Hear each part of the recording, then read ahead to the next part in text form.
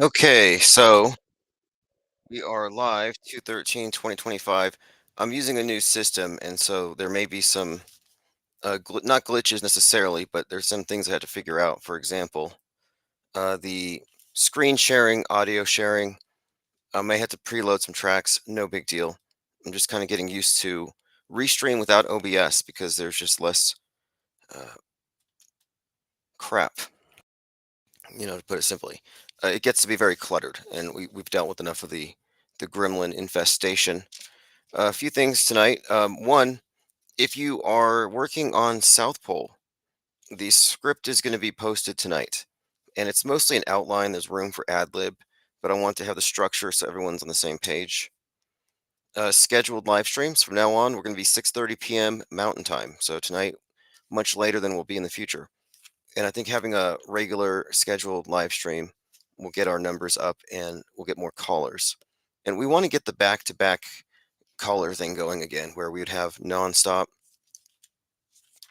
And finally, Live World, which I think gave out a PDF like a month ago as a rough draft, more or less, close to a final, but I'm expanding it. I'm adding quite a bit more with the bifurcation of the mainstream psyops. I'm trying to really emphasize how things are split down the middle. So I'm adding that into the Live World before I go through the final print. And speaking of print, the IPS Insider has gone out. There's no more copies, but I am going to order additional copies of issue 1 properly formatted when issue 2 comes out. And as I put in a letter, a note to those who received the first copy, the margins are a little too wide. They won't be that way in the future. I've already went over this with the printers. So let's see here. We are joined by Bach Precision, Waco Soto, Waters Above YOLO, Roxy W Ears Up, Maggart 4822, Conscious Reality. Thank you all for joining. Just the other day I was saying, if Elon Musk wasn't a total scammer and part of the big psyop, he would be using his newly appointed office, the Doge Department of Government Efficiency. I said he'd go after NASA. Why aren't they exposing the big money pit that is? I mean, they just throw so much money into it every day for who knows what, because they're certainly not going to space.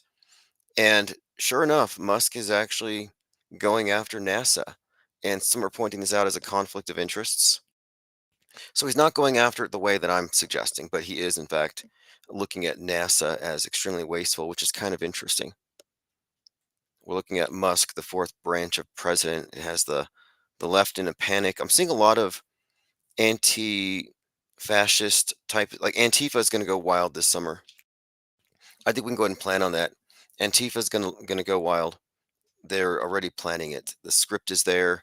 If you haven't seen The Madness, I recommend it. We can look forward to a summer of um, Antifa on meth. Not that they aren't already, but in The Madness, the group they correlate with Antifa is way more violent. But they have the justification for violence because it's justice against these evil CEOs. Conscious Reality says, did you see the viral video of Elon Musk's son in the Oval Office, just like JFK Jr. as a child in the Oval Office? Yeah, I did see it, and I memed Musk and his son as Dr. Evil and Mini-Me. And his son is like, yeah, we stole the election, but who's going to know?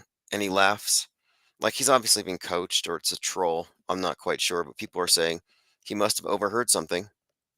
And the idea that Musk stole the election, which is really common, you hear it all over now. It's being said he helped rig the election. That's part of the madness. The billionaire CEO who funds the Nazis online, the villain who gets taken out, is in fact accused of having stolen the election.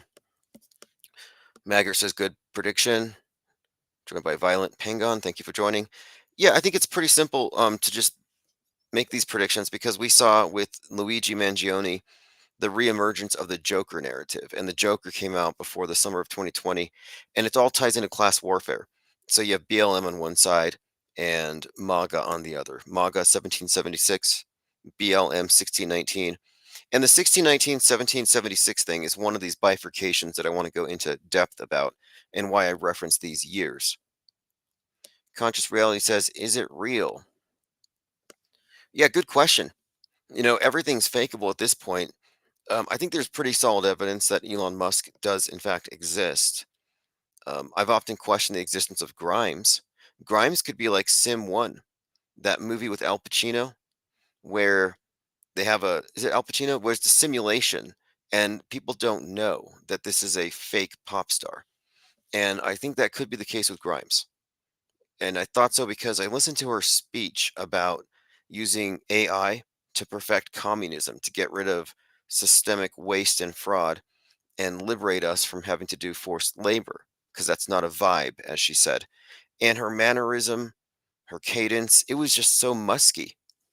I was like, Grimes is either Musk in some kind of a um, AVR, like Lord of the Rings. This guy wears a suit with little sensors, and then he crawls around, and on the screen he's Gollum. So I'm like, is Grimes Musk's Gollum? And I've had this idea for some time. And after I first brought it up, Grimes supposedly disappeared. I mean, left and moved into a different house with some interesting character. Who was it? Some military whistleblower or something. Anyway, side note. Okay, let's continue. Conscious reality says history repeats itself. Oh, yeah, absolutely. History doesn't rhyme; it repeats itself. They say history doesn't repeat itself; it rhymes. But no, they're just recycling. They recycle everything. So this idea of JFK Jr. and JFK and Musk, it's probably intentional. The QAnoners are probably going crazy with this stuff because the noners have always had a great deal of faith in Musk for some reason.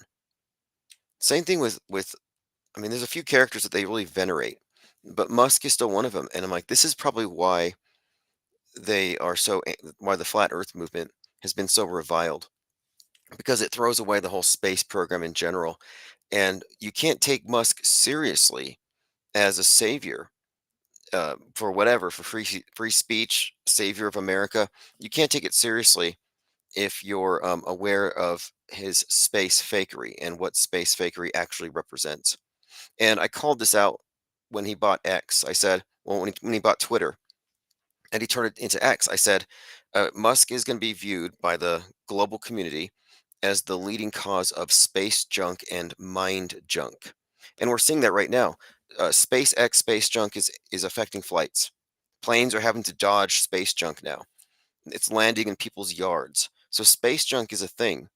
And disease X is the madness. It's the mind viruses. Patricia Steer says, hi from disease X. Well, and disease X is a term, it's a designation for the big one that's going to shut down the world as per WHO. And I don't think disease X is going to be a virus, but the mind virus, the madness. And all of the predictive programming supports this. Even the movie The Madness is specifically about the influence of the billionaire who stole the election, financing Nazis online, and the memes they put online turn people into violent killers, into radical extremists. Gondola says, I want you to look into the Grimes song called Dark Seed. Read about who that character is from the DC universe. Dark Seed's friend looks like Trump. Okay, I will look into that. I think we came across that before, but I'll put that in my notes. Now, I miss OBS already because it's really simple for me to open different windows and bring in audio and do kind of some research on the fly, but I'll get that squared away here very soon. The premium version has some options. So I'll look up Darkseid. The DC universe is just one of many fictional universes that overlaps with the mainstream media fictional universe. And if you really want to understand the world today, you need to understand the concept of closed informational systems, because every religious holy book, whatever the religion, if it has a complete story, creation to the end times, everything in between, you can't add on to it. You can't ad lib. It's just the pure word of God or whoever. That's a closed system. It's not open to no information. Same thing goes for various orthodoxies like climate change. 97% agree, therefore. The 3% get excluded. It's a closed system. It's settled science. Well, we have settled journalism in the same way. And the world of settled journalism doesn't allow certain things into the narrative picture. So it's a closed system. You can't edit it. As I often say, the fake news becomes history over time. And, as Napoleon Bonaparte who said, history is lies agreed upon. And I think we can say that's true of media daily. And again, it goes unchallenged. It becomes part of the history. The minority of stories that are actually truly fake and contrived, PR stunts and otherwise, become the main drivers for all the real news. So all the real genuine journalists are dupes and stooges operating within a Truman Show with no clue. Imagine being a journalist 20, 30 years in, not realizing that you're reporting on fictional events, that you're an unwitting crisis actor, that you've been a LARPer this whole time. Nobody wants to know that they've been playing somebody else's character. It's a paradigm shock at best. But I'll take a look at this dark seed character. I'm working on some composites. Like I'm doing IPR deep dive number 2, a composite on Elon Musk and all the different parts, the components that become this Frankenstein monster that we often refer to as Pope Elon here, for with good reason. All right, joined by Esteban, conspiracy alarmist. Bach Precision says Gollum, slave boy in Arabic. Yeah, the Golem's an interesting story. The Golem of Prague, this clay statue brought to life through some kind of Kabbalistic magic. And I think it kind of has some correlations to the idea of the Terminator 2, of robots that go out of control. AI is a type of a golem. This is like even Frankenstein's monster. You could consider to be something similar to a golem, where you have inanimate matter and the scientist, the wizard, whoever animates it with life, and they lose control of it. And that's what we're talking about with AI also. The idea that we have some inanimate matter, dead matter, that is somehow able to be a conduit for life when life is breathed into it. And I have to get the verse, but doesn't God breathe into the mud to breathe life into it? I was reading about talismanic magic, and one of the things that I see frequently in various schools of thought on the matter is that the creator of a talisman or an idol literally breathes into it with this belief that the breath contains the life force that is that the energy never dies; it just takes new form. And if this is true, it makes me wonder, what are we feeding into our phones? If there is anything to this notion of sentience inhabiting matter in the primitive, superstitious, magical sense, then it would certainly be true with all of your modern technologies. Just something to think about. Is your phone possessed? Someone had done some work on this, and they said every single emoji is actually based on one of the 72 demons of King Solomon that he sealed into these brass vessels, you know, goetic magic. Conscious Reality says, I mean, the whole setup in the Oval Office seems staged. Who brings their kid into the office just to hear him say you're not the president? Yeah, 100%. It's all staged, but what was the purpose of that particular event? The left is saying that Musk is upstaging Trump. I wouldn't, I don't think so. I don't think that it's taken that way. But bringing his child around is kind of interesting. It does look like the whole JFK Jr. thing. Thrustazar says fakery. Oh, yes, space fakery. The whole flat Earth, round Earth debate was always there to hide the space fakery. And the people who are focused on it can't get past it. I mean, they should be talking about space fakery. That is the main thing. Bach says OBS gets problems with every update. Right. Darkseid's accomplice is called Glorious Godfrey. Looks just like Trump, says Gondola Wish. Okay, very good. Before the Super Bowl, I found a clip from Brothers Grimsby where Trump is at a stadium and he gets shot. And I'm just like, there's so many examples of predictive programming that I missed before I put together that IPR deep dive number 1. Conscious Reality says, what do you think about the asteroid that NASA says they can't stop it? Do we need to wake up Ben Affleck and Bruce Willis to stop it like Armageddon? Yeah, that's right. And They had already predicted one for 2029. They said, no, it's not going to hit us. Now it is going to hit us. And then we had that movie Don't Look Up.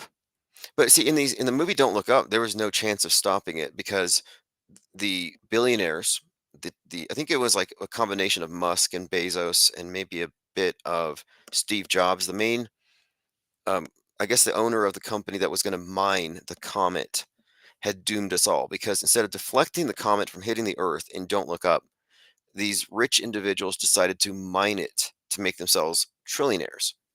Well, since they didn't deflect it in time, we all died. And that's just meant to be a lesson about climate change and how the rich people are going to kill us all. And we can't let the rich people kill us all. Same thing with Musk. You can't let rich individuals destroy entire systems. I hear this again and again. It's like a meme. I listen to far left podcasts all the time, and they're like, Musk is an example of why we can't have billionaires. Like billionaires are a problem. Billionaire CEOs are the new. They're being vilified at a high, at a really. Um, they're really raising it to a fever pitch. Like Musk is literally destroying low Earth orbit. Musk is destroying cyberspace and minds who get in touch with what he's influenced. And what is he doing in low Earth orbit? Well, he's overloading it with too many CubeSats for what? Just an advanced meme delivery system to spread his madness. We can't justify it. The global community can't justify America's free speech absolutism, cannot justify billionaire entrepreneur capitalists taking over the universe.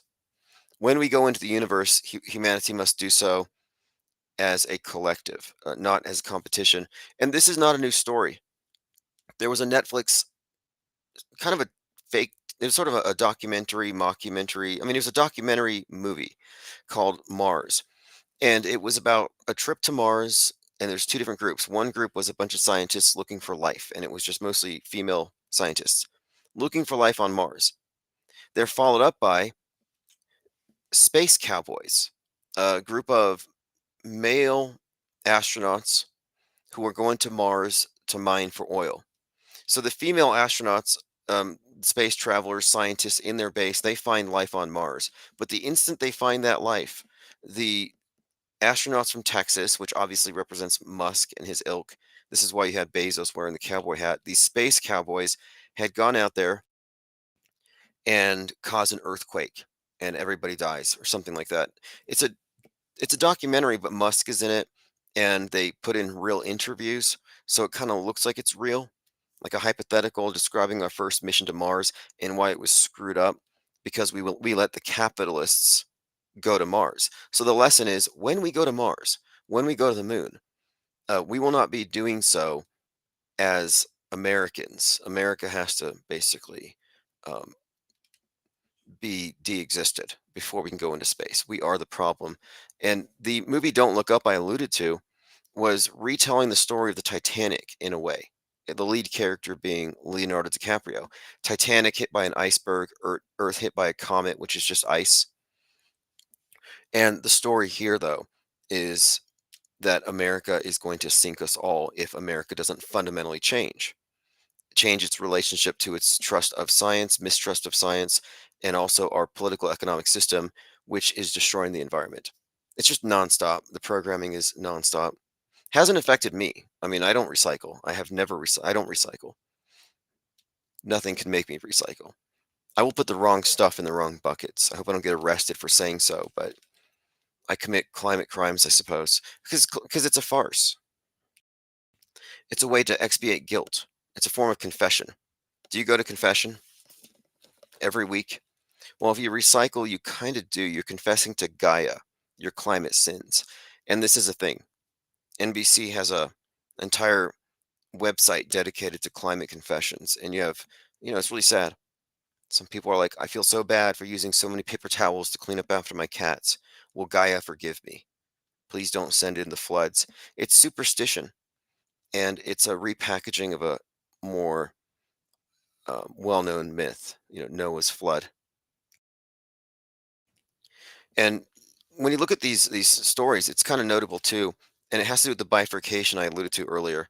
The left is very much in line with climate change, blaming private sector. Notice the pattern here. And the right sees the floods as caused by either nature, they minimize it, or if they're further to the right, they'll say it's God. God is judging us or God is using climate change. But their judgment is because their belief is the judgment is because of what the left is doing, the progressive utopians. So the left is dooming us all according to the right and vice versa. It's like that with every major issue. And they may disagree on the cause, but they agree the thing is happening. You'll see the same split when it comes to every single climate disaster. When it came to the recent fires in LA, the left said it's climate change, obviously. And then the right says, no, obviously it's the government with direct energy weapons or malfeasance and negligence.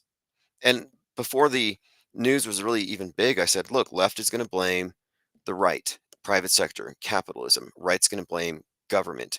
It's so predictable. It really is. It's just a parallel system and they never cross. There's no intersection. I mean, I came across one person who claimed to be a liberal left wing conservative or something. And it's like, okay, fine. You can claim that you're not consistent or coherent, and the exception doesn't disprove the rule at all. And the purpose to lie world is to just really lay this out bare that everybody's being played in a rigged game. They rigged the election. I mean, however you look at it, by limiting the options. You're voting for characters. I mean, it's kind of like at this point, it should be just plainly obvious. The unification, the unity, the ubiquitous media fakery that no one contradicts within the system tells you we're in a global Truman Show. It's so vast. I call it the new monotheism. It is a monolithic entity. And so it's kind of useless to talk about governments in plural. There's just one. And if it wasn't the case, then the space fakery wouldn't be something that all these different countries agree upon and all share in, because it's a scam that all the governments are a part of. Thrustazar says the only thing they recycle is aluminum, maybe. Well, the whole premise of recycling, though, is to put on the consumer a burden of guilt and a sense of responsibility for what they see on the nightly news. When they say, oh, look, you guys caused the fires in Maui. And we may say this is ridiculous, but I was listening to some Daily Beast podcaster, Molly Jongfast, and she said, my heart goes out to the people in Maui who are victims of my consumption of fossil fuels. She was literally taking some of the guilt. She was actually saying, I caused the fires in Hawaii. Conscious Reality says, what happened to the ozone? Remember they banned hairspray in the 90s and blamed and shamed people who use hairspray. Right. Whenever I hear about that, I always think about the ISS, the astronauts are up there in space, supposedly, but we know where all the hairspray went. It's always one thing or another. Global freezing, global warming, ocean levels rising. The common denominator here is universal threats. The universal threats are the real unifiers. Thrustazar says they charge the consumer too for fake recycling, point of purchase, and the trash man. In 2020, one of my main criticisms of the way it was handled was if we can have a blue trash can in front of every house for recycling, why can't we have a red biohazard container for bloodborne pathogens or infectious waste? Because there are rules in place. You can't throw your infectious waste in the regular trash. I mean, you get a bloody nose, Kleenex, fine, probably not a big deal, but generally speaking, medical waste does not get thrown in with the regular trash. They should have put red buckets everywhere. That would have been a useful thing for, maintaining the control of waste, potentially infectious waste. But no, recycling is a big joke. It's just to make people look bad. I mean, feel bad. Feel bad, feel guilty, and then you can tithe away, you can pay, you can give the government more power to save Gaia, and then you'll be fine. All right, let's see here. Let's go ahead and go through my Notes. Yeah, so Elon Musk's Doge minions have found their new target, NASA. So NASA's being targeted for cuts. And it's not like they're going to say, oh, look, they've been faking everything this whole time. No, obviously, this is just performative. It's all performative. So we have Gulf of Trump now. Who cares? The anti government crowd is celebrating. Meanwhile, they're being blamed, framed for every psyop. When the plane, the American Airlines flight hit the Black Hawk, who do they blame? They blamed Musk for firing air traffic controllers. They blamed Trump and Musk. That was their go-to. And the right blamed DEI, predictably, as I said they would beforehand. Just like they did for the assassination attempt, they said it was because of DEI. It's it's almost comical how predictable this bifurcated war is, how each side is going to use the same excuse every single time.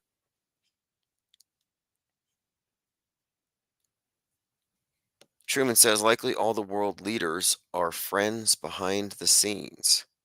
Well, look at how friendly Obama and Trump were, yucking it up and laughing. Hillary was laughing at his joke about turning the Gulf of Mexico into the Gulf of America, and Hillary's still alive.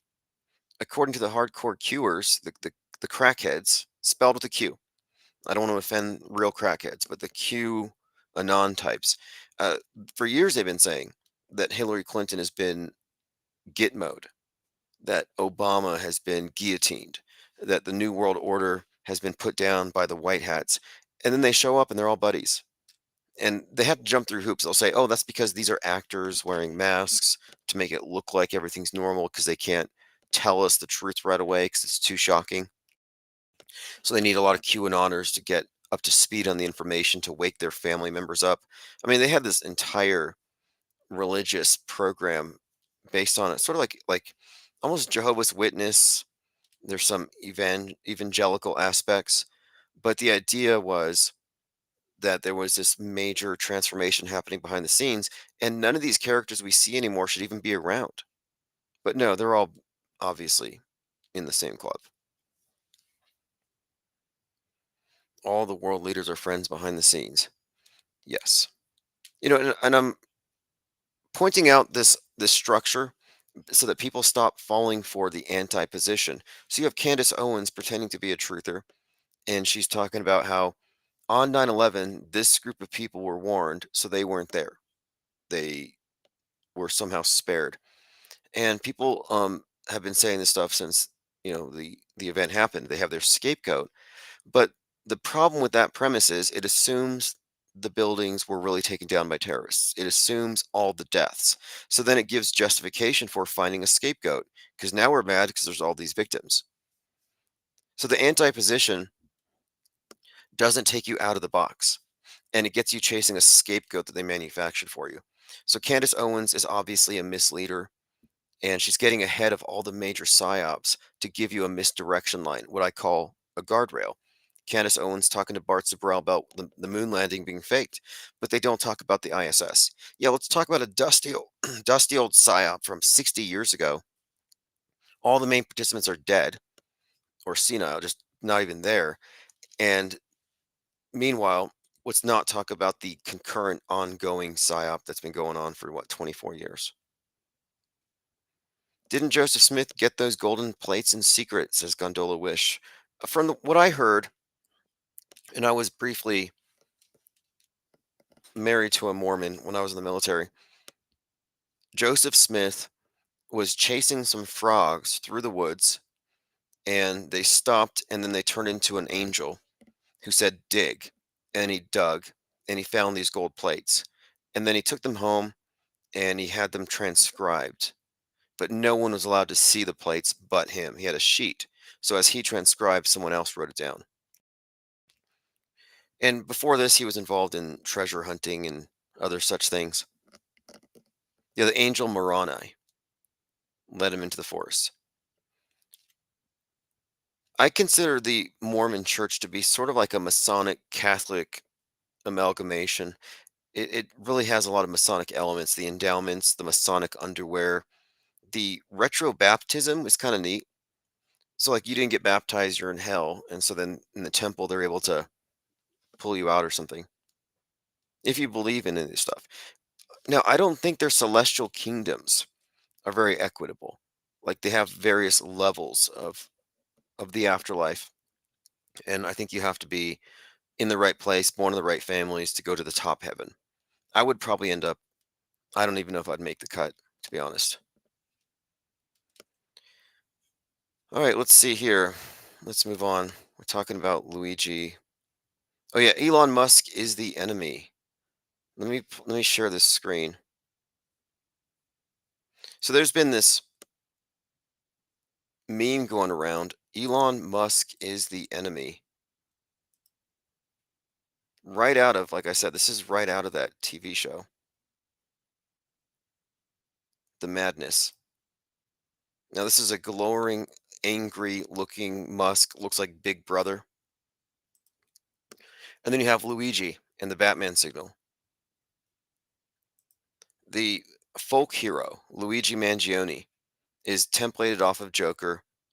He's kind of like Robin Hood, takes from the rich, gives to the poor, a class warrior, totally manufactured.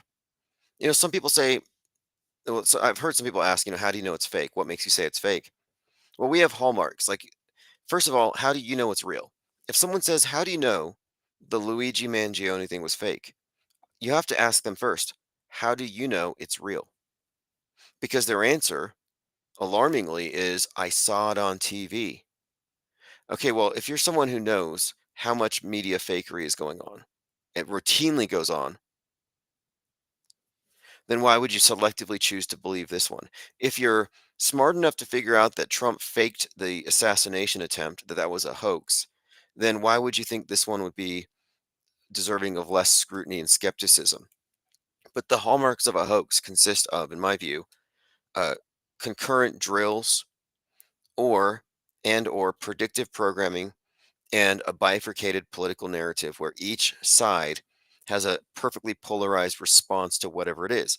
So Luigi walks out of the madness based on the Joker, numerous connections to the Riddler, and Riddler and Joker have been connected to all the shooters. So there's already these elements to it that we're picking up on. There's interesting symbolism, the 47-story building where Trump was giving his acceptance speech, like the location of it. There's more though when you go into the madness, of course, is one example, the Joker thing. But when you look at the split, how the left is suddenly, we love this guy, free Luigi, throw a bunch of money at him, and they applaud him, and they have Luigi lookalike contests. So it's like force memed. Everybody sees the story, and people are taking sides though in a really extreme thing, a position where, and I hear this all the time. It's crazy. They're not even ashamed of it. Leftist podcasters will speak glowingly of Luigi, and they're all of the opinion that he did a good thing. Like there's a consensus that they've already reached. So there's that aspect of it that is highly indicative of hoaxery. It has just agenda written all over it. He had his manifesto out there within 5 minutes of the shooting. They're like, what, deny, depose, no, deny, delay, depose, something like that. They took this book title about abuses in the insurance agency and kind of repurposed it with depose, which means assassinate. So we had the other connections. You see Luigi in a car, it looks like the Joker in the back of the cab. You see Deadpool, a Deadpool reference, which, if you don't know the Deadpool reference, Deadpool was depicted in one of the pictures where Luigi's in a cop car, and the air freshener was Deadpool. And Deadpool's name is Wade Wilson. And right now, there was a serial killer on the news called Wade Wilson who has a Joker smile and has a lot of fans, a lot of lady fans. So there's just these overlaps we've been pointing out that just suggest this character is part of, he's a composite. Now, in addition to all of that, other reasons why we might consider it to be a very hoaxy and manufactured is the predictive programming is a huge part of it. The the split narrative is another huge red flag or indicator of hoax. I'm trying to think if there's anything else in this story that would have led us to think it was real, because the person who's suggesting that it is real would have to provide some kind of tangible evidence as far as, where's the blood? Where are the bodies? I mean, there's nothing tangible to attach to it. And the burden of proof is on the person making the extraordinary claim, in this case, the media or the media advocate. So the media doesn't provide the burden of proof. Why should you believe it? You shouldn't. Now, if someone does believe it and they ask you, why don't you? You're like, well, you're a media advocate. If they can't prove it, how can you? And it's important to recognize too that we're under no obligation to believe anything without evidence. And that's how they get people into the Truman Show. They inundate them with so much information 24/7 that they don't have time to parse it all.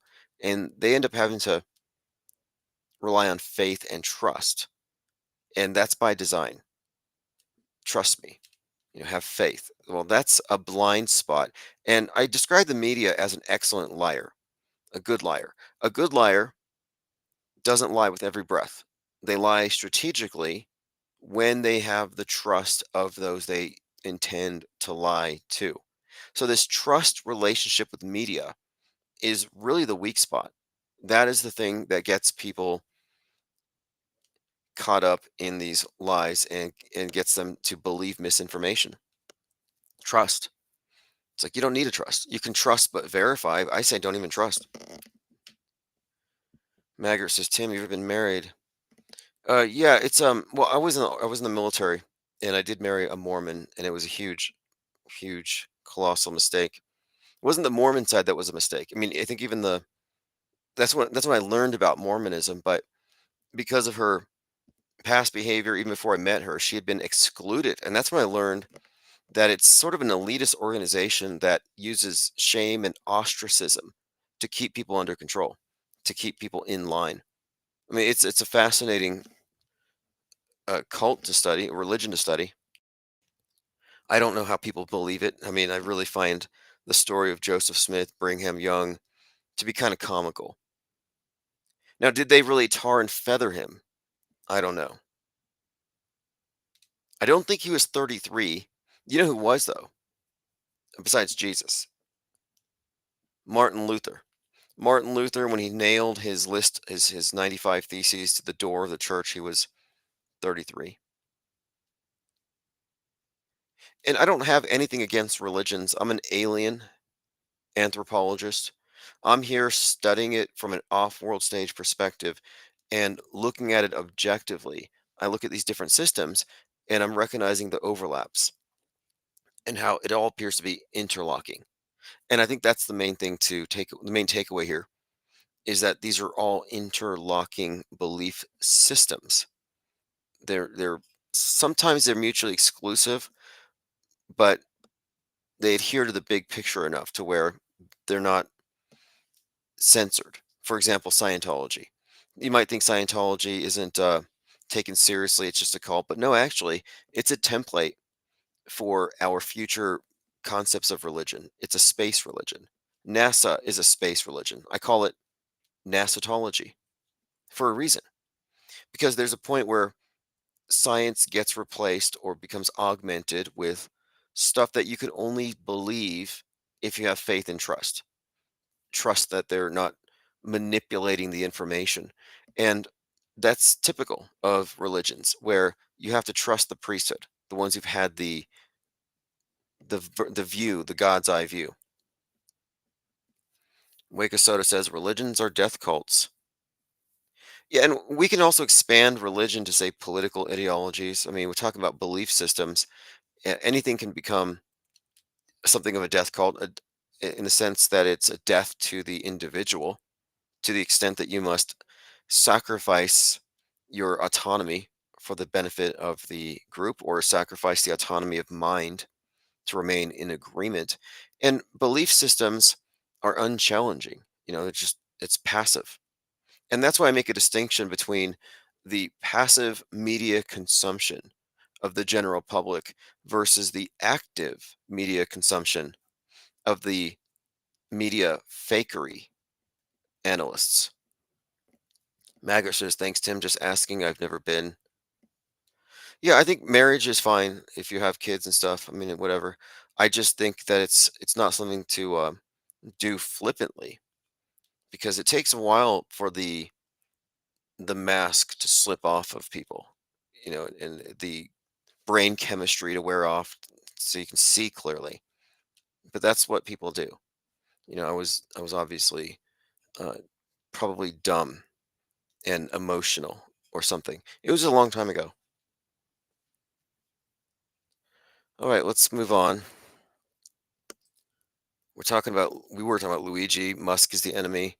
So here's something that someone sent to me the other day. I couldn't put the picture on the screen. Free Luigi in a subway.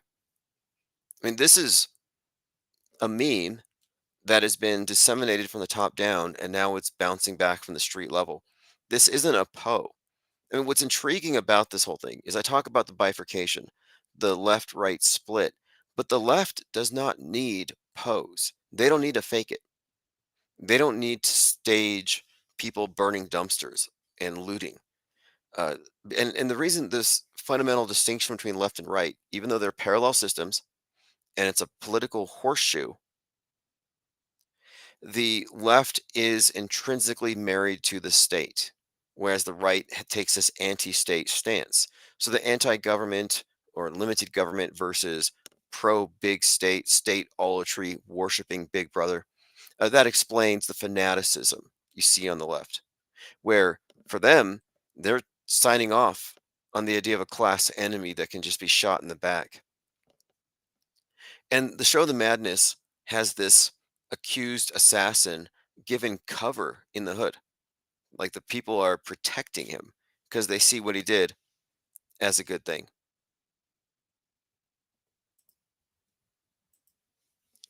You don't see that kind of shameless approval when it comes to violence from the right, although there was a great deal of fantasizing among the QAnoners. They were consistently fantasizing about killing or seeing the executions of their enemies. So, like, none of them have clean hands.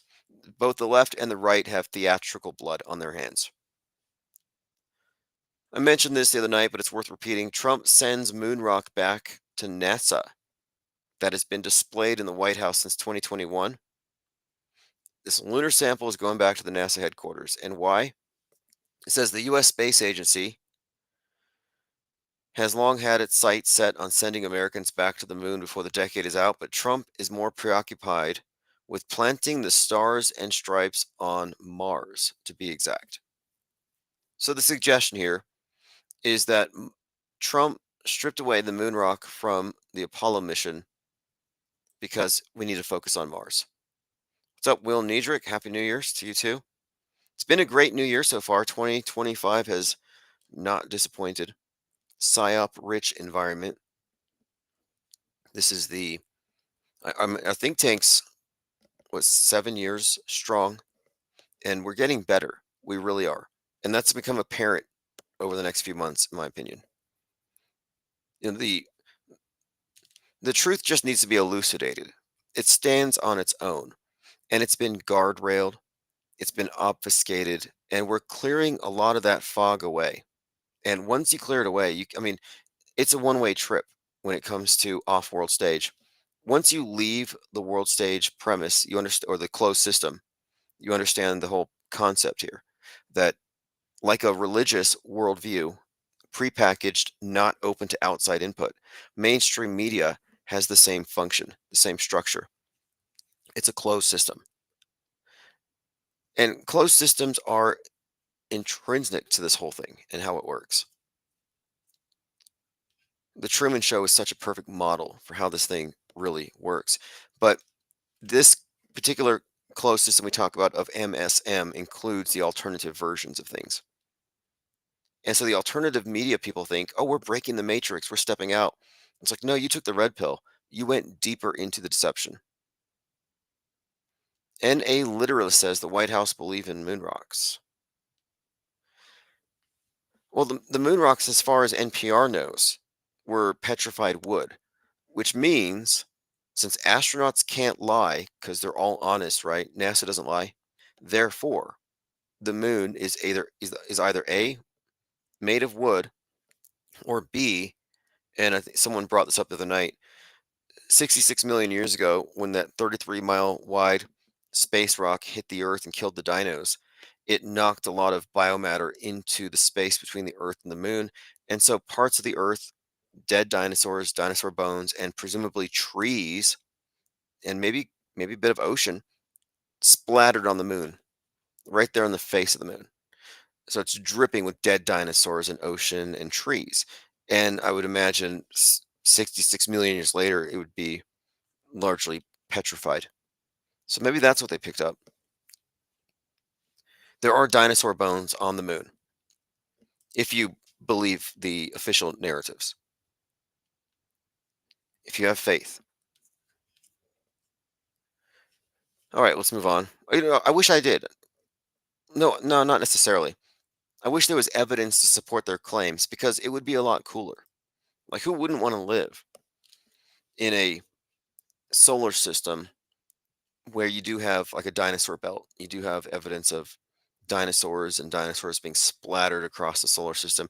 There was this episode of 60 Minutes I was watching where an astronaut was being interviewed, and he said that once Mars had an atmosphere like Earth, but it was hit by an asteroid and it destroyed the atmosphere. But parts of Mars were scattered into the solar system. And by the mechanism of panspermia, it fell onto Earth. So life on Earth originated from Mars. We are all Martians. That was what this astronaut was saying. And you can believe them. Buzz Aldrin said that there's a monolith on Mars. And so for the people who believe this stuff, who are they to say this isn't true? Do you know what I mean? Like, how can they be selective? Progress is a philosophy. You shouldn't be able to say, well, I believe in Apollo 11 and I believe everything Buzz Aldrin says, but I don't believe him when he talked about monoliths on Mars. No, I'm sorry, that's not how it works. You don't get to cherry pick the verses from your holy book. You have to take the whole package. So here's C-SPAN. Buzz Aldrin reveals existence of monolith on Martian moon. Habitation on the moon. We can visit other people with their habitation. We can keep track. If there's something very important to be developed from the moon, I'm not sure what it is right now. And I sure think we should identify what it is for America to make such gross expenditures again for human habitation on the moon. We can help. We can join with. Together, we can explore the moon and develop the moon. We should go boldly where man has not gone before. Fly by the comets, visit asteroids, visit the moon of Mars. There's a monolith there, a very unusual structure on this little potato-shaped object that goes around Mars once in 7 hours. When people find out about that, they're going to say, who put that there? Who put that? Who put that there? That's right out of 2001 Space Odyssey. And if you recall 2001 Space Odyssey, they find the monolith on the moon, and this is covered up by some general named Floyd with the story of an epidemic. It was an epidemic that they used to convince the public that there was something else going on other than evidence of an alien presence on the moon. Truman B says IPS needs an interview with Jim Brewer, make it happen, get him into auto hoax mode. You know, I'm on his Patreon. I listened to his conversation with Fight the Flat Earth. It was very interesting. He's a skeptic. He listened to Dearth, you know, deep inside the rabbit's hole, and his whole take on the flat Earth, and then he talked to Fight the Flat Earth after the final experiment. And he's one of those individuals who clearly reserved judgment, didn't just believe what Dearth was saying, but got both sides. And I think we need to talk to more skeptics because skepticism is undervalued. I think it's illegal. I'm not sure. Have they banned it yet? Now Neil Armstrong interestingly performed communion, the Catholic Holy Communion on the moon. He talks about breaking the bread, pouring the wine in the chalice, and reading the prayers. And this was kind of criticized by some vocal atheists at the time. And so they kind of diminished the story, but I think it's highly significant. And it contradicts what Candace Owens said when she says that NASA is Satanists. You could say pagan, you could say pantheistic, panpsychism, maybe cosmism. There are various ways you could describe Nasatology, but Satanism would not be it. Sleepy Random says the first man on the moon was the cameraman. They have explanations for all this stuff. And this is typical. They give you a conspiracy narrative and they give you a bunch of bad leads that you can run with. I think the one thing you need to debunk the moon landing is ask where's the moon? Like where is it? I mean, I've been critical of the moon landing for some time because when you look at the ground level view, you don't see a moonscape. You don't see miles and miles of moon with craters. Show me a moonscape. I mean, you can see craters from above looking down, and they could be photographing the model because they simulated the mission perfectly. They had simulations so good that people in mission control could not have known the difference. So it's fakeable. It's already in the scope of fakeability. But when you look at these various shots of the moon and video, like when they're doing the moon buggy and stuff, there is no moon. They're in a 7-Eleven parking lot, maybe a Walmart parking lot. Like it's not that big. The horizon is right over there. Like you could throw a rock over the horizon. Sorry, this is not a Goodyear blimp. The moon is not that small. It's a quarter the size of the Earth. If you were to look out at the horizon, being a human being, about 5, 6 feet tall in that range, you're going to see moon as far as your eyes can see. It's going to converge with the horizon. And yet, the moon photography we see is, again, it's a parking lot. It's an airplane hangar, probably in New Mexico somewhere. Thrustazar says maybe he did a satanic communion.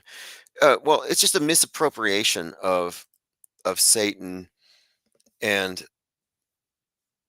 it's infused a lot of Hollywood and literature and misconceptions. But when you look at the religious practices, the power elite, as demonstrated in their very public rituals, they worship the sun, they worship the moon, they worship the planets.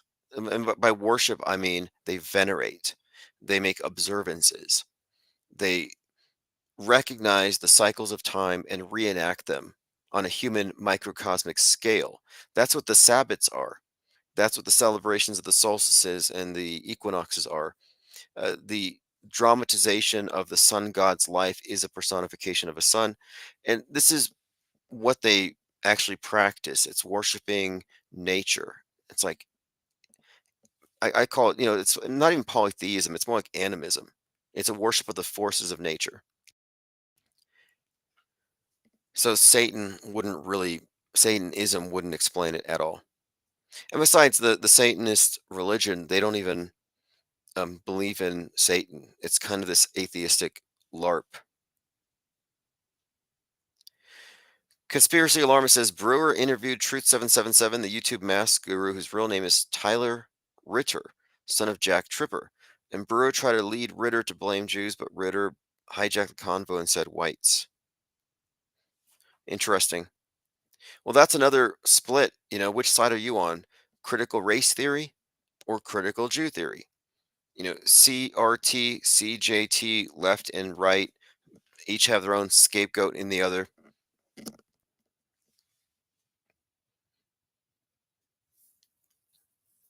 All right, let's move on. I'm going through my minds.com. And it has not been a slow news week. There's been a lot of stuff happening. It's just I've been working on other projects, but starting tomorrow, we're going to be doing the 6:30 p.m. Mountain Time regular IPS Deprogram. So I know we're kind of off to a late start tonight, but I've been making it a point to get ahead on my art store. It's in the black for the first time in like a year. Gondola Wish says the episode of the television show Three's Company where Jack's testicle was visible to the camera via his shorts was particularly odd. Yeah, I didn't read that comment before I read it aloud. I didn't peruse it. I assumed there was something relevant here. I mean, maybe there is. Didn't Buzz Aldrin tell Conan O'Brien he didn't see the moon landing live? Well, this is a misconception because people will say India faked the moon landing really bad. It looked like a cartoon. No, they show you a concurrent cartoon since there isn't a live video of it landing. So it's a visualization.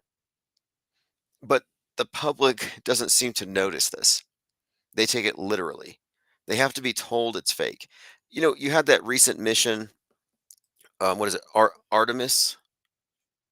So the Artemis mission was being prepared, and this was the one that took 42 days to go around the moon. That was the whole point of the Artemis mission. And they did this animation of the rocket going around the moon and going back. But the animation was so good that they had to put a notice on it that said, "This is only an animation. We haven't done the mission yet." Because the people who believe in this stuff wouldn't know the difference between the animation and the real thing. Like this is a theme at this point. It's just like a recurring theme where they're having to constantly tell people what is real and what isn't because they can't figure it out for themselves. But if they didn't put that notice, this is an animation, people might have thought, hey, we already sent the Artemis mission up there. And if we were really cynical and ambitious and perhaps manipulative, we could start a space program here. I've toyed with the idea in the past. I said, hey, let's start Saturn X. Let's come up with spacefaring. And let's just say we're going to put a bunch of craft on the rings of Saturn for future use. And we're going to, and this again was this concept of let's have a whole space program, but instead of really sending anything into space, we're just going to fake it with CGI so well that nobody can dispute it. And as long as we fake it on par with SpaceX and Blue Origin, which Blue Origin is worse than SpaceX and NASA, as long as we're as good as they are, nobody has any right to call it fake. You're like, what are you, a flat earther? Of course, we're sending CubeSats to Saturn. And you could charge a lot of money. And this is where it gets to be, it's like, well, that's fraud, isn't it? Taking $40,000 to send a CubeSat to Saturn, selling real estate on the rings of Saturn, like that's obviously a scam. How can you do that? Well, what do you mean? Why is it any different for me to sell real estate on the rings of Saturn than it is for NASA or SpaceX to take government money and money from the public to fake space? Like, no, faking space is a monopoly. There's a space faking monopoly. So I'm saying that we actually have all the moral justification we need to get into it. I just feel bad ripping people off. All these Truman shows who don't know they're guinea pigs. You're in some vast petri dish, you're being studied, you're mind controlled. Like, do I want to capitalize on that? Kind of no. Kind of no. I sort of have a conscience about it. But if we do have problems in the future maintaining the financing of the IPS, I might consider getting into the space fakery business. And the limiting factor is special effects and with text to video. And then the public's ability to distinguish kind of counteracts that. Joe Saunders says they can't die with a lie like this on their conscience, so they would have to confess somehow just in case there is an afterlife. Interesting.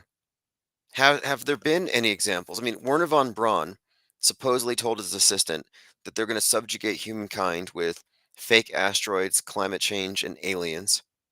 So the alien invasion narrative has long been a mainstay of conspiracy thought, but Werner von Braun supposedly mentioned this on his deathbed. Bart Sibrel was in communication with somebody whose father worked for NASA and told some stuff before he died. So we do have some examples of people who don't want to go to hell or who believe there might be some consequences. But I don't think it's the norm. See, I don't think they think they're doing a bad thing. I think, for example, if you were going to hire a bunch of people to fake a mass shooting in order to influence public opinion about guns, you would hire people to do the job who believe it's a good idea. Like, hey, do you want to save the lives of children? Well, if you do this propaganda video with us, even though we're faking it, we will prevent real deaths. We will shut down the AR-15 companies. We will stop the mass murders. So I can see them framing a PSYOP in such a way that the participants feel like they have the moral high ground. When it comes to space fakery, I believe the astronauts think they have the moral high ground because they see space as a unifying religion, that all mankind is being united. We've got a history of fighting over versions of paradise. Who's got the right path to heaven? Who's got the priesthood with the real truth? Well, NASA does, and their scientists do. And their obelisks fly to the heaven that everyone now believes in. Whether you're a Muslim, Jew, or an atheist, or a Christian, or a Scientologist, you all believe in outer space. So it's a unifying heaven, and it does contain the idea of man becoming multiplanetary, unlimited progress. So space is the newest iteration of the archaic concept of heaven that the power elite sell access to. They monopolize access to it. And this is no different. So space is just heaven for the atheist. Aliens are angels for the atheists. Joined by Thirst for Truth. Thanks for joining. Truman B says IPS space launch, let's go. Well, we were toying with this idea, but we already had a civilian space program that we were backing. That was Mad Mike Hughes, who did in fact have a legitimate space program, and he was planning to do a hybrid launch. It was a raccoon, and this was part of a Science Channel show. You know, the narrative goes around that he died trying to prove the Earth flat. Not true. He was a daredevil with 30 years of experience. He was on the Jimmy Fallon show like in 2002 doing a long distance limousine jump. So he was a long time daredevil who wasn't able to get funding for his rocket until he put our billboard on it. After his successful launch, after his numerous documentaries, a lot of headlines, a lot of viral content, a lot of fame, he got the attention he wanted. He put out a documentary on Amazon called Rocket Man. After all of this, the Science Channel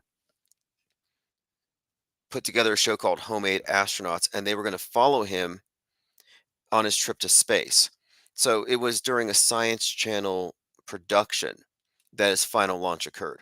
It had nothing to do with the flat Earth question at that point.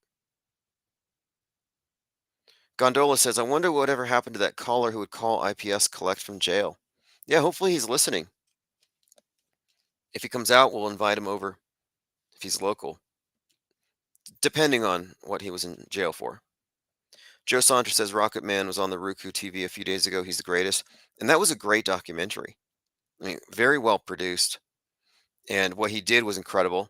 And afterward, he brought that rocket to a flat Earth conference. The nose cone was all bashed up. They weren't going to let him in the conference. I don't know if you know the story, but there was a conference where it was going to be led by Bible flat earthers. The leader of the conference was like, no, there's no conspiracy. NASA's hiding God. And we're more concerned with creation and getting people into the Bible than conspiracy theories. So they were trying to get away from the usual talk about conspiracy theories, and they try to turn it into a religion. I call them conference earthers. Instead of going to the South Pole or the North Pole, they're doing conferences all the time. And they did not invite the most famous flat earther in the world at the time. They just didn't invite him. And I was like, let's just go. Just bring your rocket. And if they don't let you in, we'll park it in front of the conference room. And then we'll invite the media. And you can describe to the media how the entire movement is run by shills who want to nullify this group of conspiracy theorists and prevent them from doing anything. And that's exactly what happened. And when he showed up at the conference with his rocket, they realized they had no choice and they let him in. So he was able to more or less showcase the achievement of flying 1,800 feet in a homemade rocket, which was something of a world record in a manned launch. And I still question if NASA does any manned launches, or is it all faked? I mean, they launched something into the air, but at the point where it goes into space, you don't have a direct visual there. That's when they cut off to something that's been pre-produced. But what evidence do you have that these LARPers are really flying in one of these things? I would say none, which would make, ironically, the only legitimate astronaut on Earth would have been a flat earther, assuming NASA is faking even that stuff. And why hasn't Musk gone to space yet? Didn't I mean Bezos went? Bezos went on July 20th, 2021. It was an anniversary date of the Apollo. Bezos launched at 9:11 a.m. And it was in southern New Mexico. But Musk has not flown on his own rocket. Like, I wouldn't trust him. I wouldn't trust a chef that doesn't eat his own food. I wouldn't trust a tattoo artist with no tattoos. Why am I going to get on the Starship if Musk won't get into a rocket first? And I have a feeling what they might do to dampen enthusiasm for future spacefarers is send a starship full of celebrities and rich people to Mars, and then it's going to get hit by a comet, just like the Titanic. It'll happen out in space, and all these people are just dead. And after that, people aren't going to be so much in a hurry, and that will buy NASA and SpaceX a few more decades of time to put off the trip to Mars. Kid, of course, says, of course they don't. It's way too dangerous to put a person in a burning metal can. Right. Yeah, I don't think so either. I don't think there's any reason they would put them at risk like that. Truman B says IPS space launch, NASA Blue Origin style model rocket launch, then cut view to CGI space. If anyone here wants to get into space fakery, it is a monopoly. They won't want to recognize it, but I would be fine. We'd just we'd sell it as a rogue space agency. Like, we're rogue, we're launching it in this undisclosed location. And of course, we would have to play the game. But I like the idea of space faring or space steading. You know what seasteading is. Seasteading is you bring a bunch of infrastructure out into the sea, so you're not on any continent, no rules, no laws. It's sort of like an anarchist commune on the water, and you network with all these other ships. And I suggested space steading for Saturn, where we just get a bunch of our craft along the rings and just orbit, along the ice there, and we can pre-sell entire sections and slowly, fill up large swaths of the rings. I mean, it sounds fake, but you know how it is today. People would they would buy into it. Saturn's way cooler of a destination than Mars. Conspiracy alarmist says the caller was probably in crisis actor jail with Tupac and the Central Park jogger rapist that Holly Hood, a Nipsey era IPR caller, roomed with. Oh, interesting. Yeah, I remember that story, the the Central Park jogger story, and how Trump put out an ad at the time, called for the death penalty, and then they get out. That is one of those psyops that's just been around for years and years, and they're constantly bringing it back up. But I believed it. I believed it was real back when I got all my information from one side. And then the other side still believes it's real. They just have a different interpretation. Salty says, sadistic, meticulous, little effed up design here where lies are required to keep people sane. This place is a carbon filter sewer realm with a couple cracked bells and whistles, lies versus imagination. Yeah, I think there's something to that.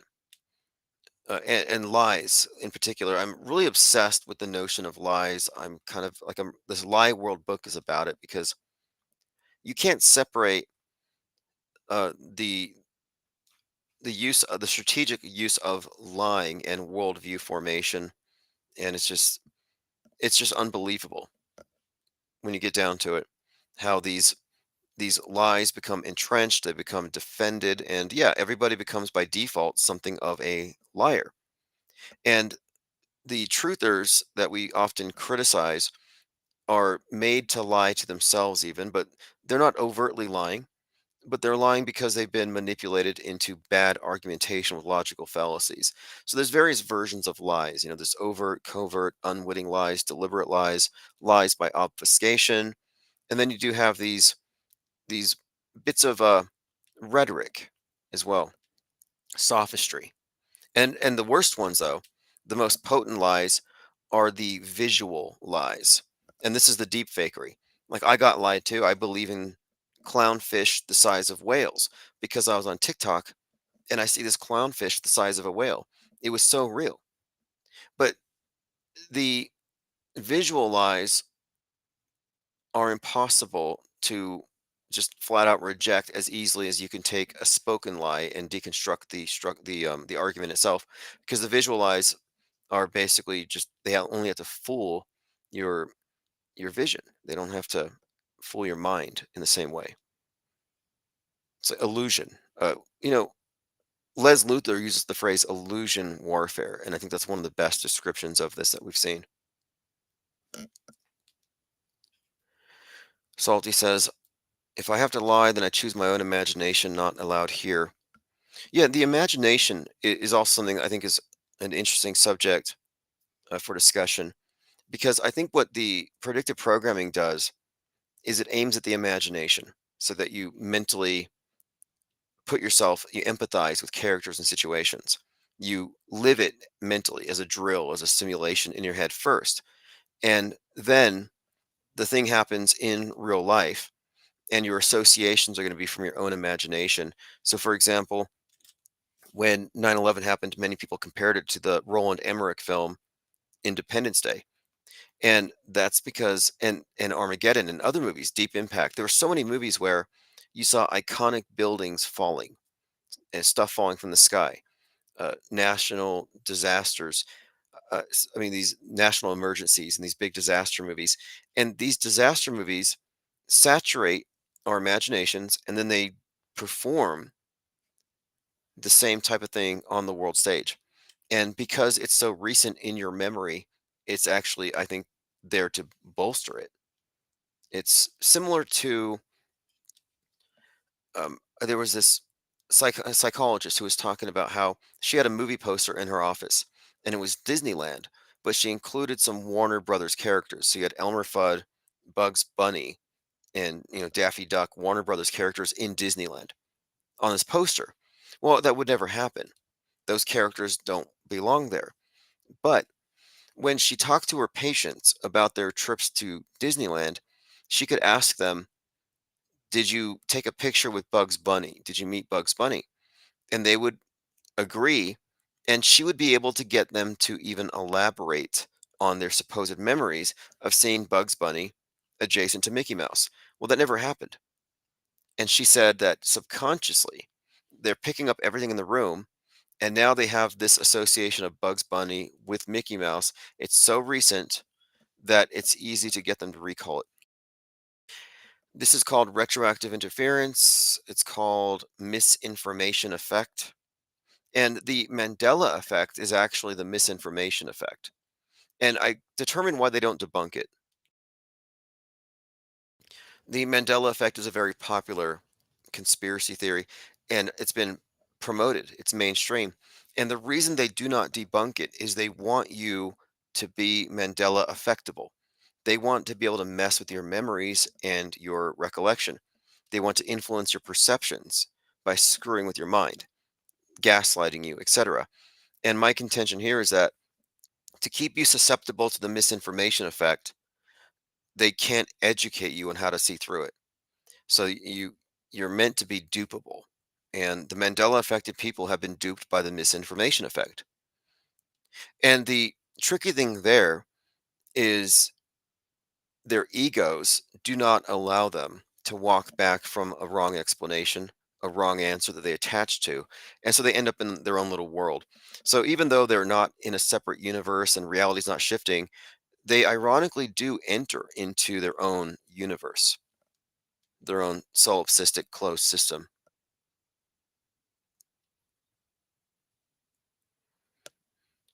Okay, let's move on.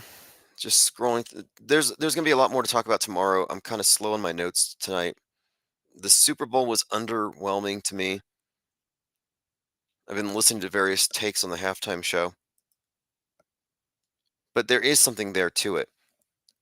Squid Games, that's where you get the plus sign, the square, the triangle, the circle, game over. But I think there's got to be some bigger meaning to it than this Drake versus Lamar Kendrick beef, which is totally contrived. And I'm still trying to figure out what's up with Ye. Is he getting divorced from his gimp? And I'm not trying to be disrespectful, but a wife is one thing, and a mute, nude person on a leash is something different than a wife by definition. Now, I mean, I'm assuming there's some consent there, but I'm just saying that's not how I think of this person. And I think they're getting divorced or something. But Ye was saying free Diddy, and I'm like, okay, wait, what's the deal here?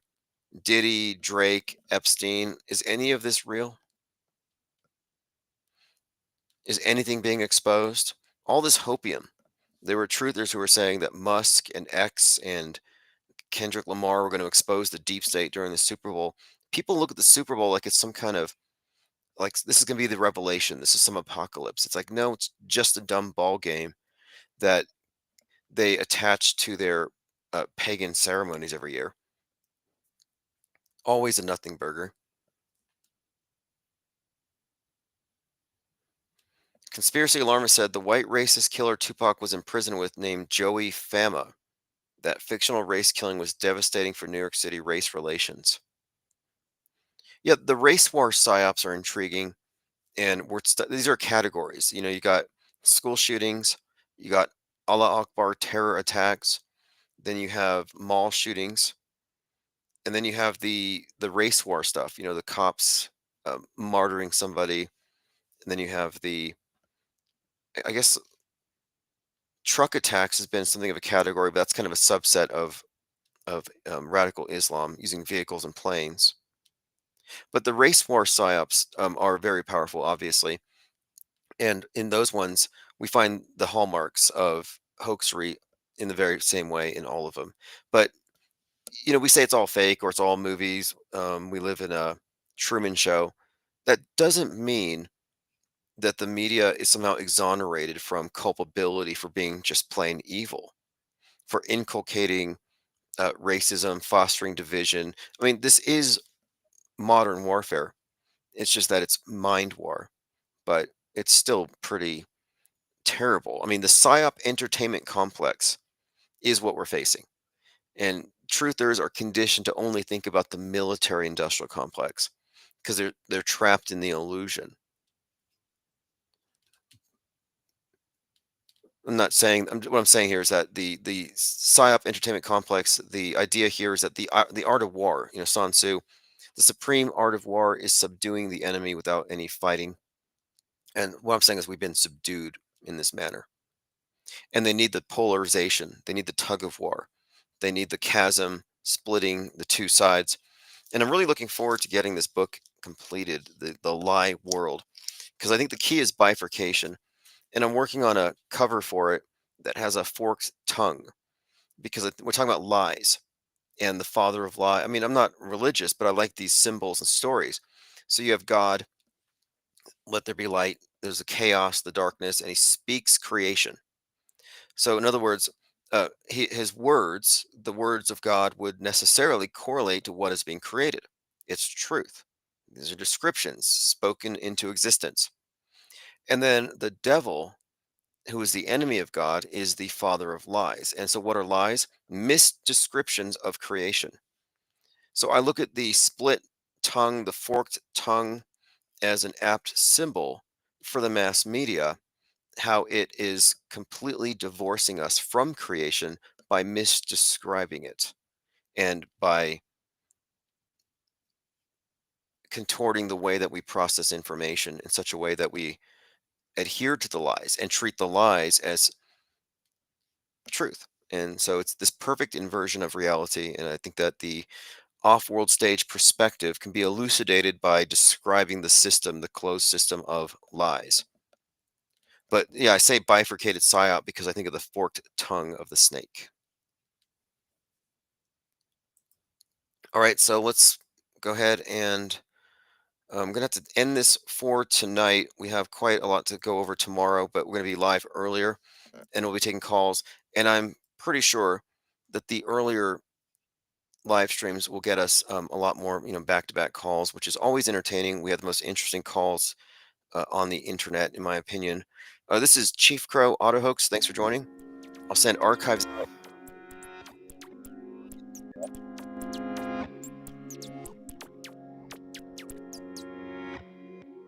I'm on Auto Hoax and it feels so good. You just auto believe everything like I knew that you would.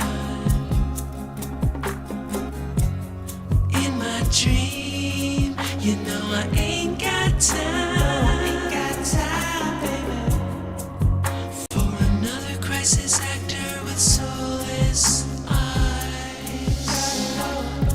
My buddy and me. Telecommunications Act of 1996. 96, y'all. Gonna filter your eyes and scrub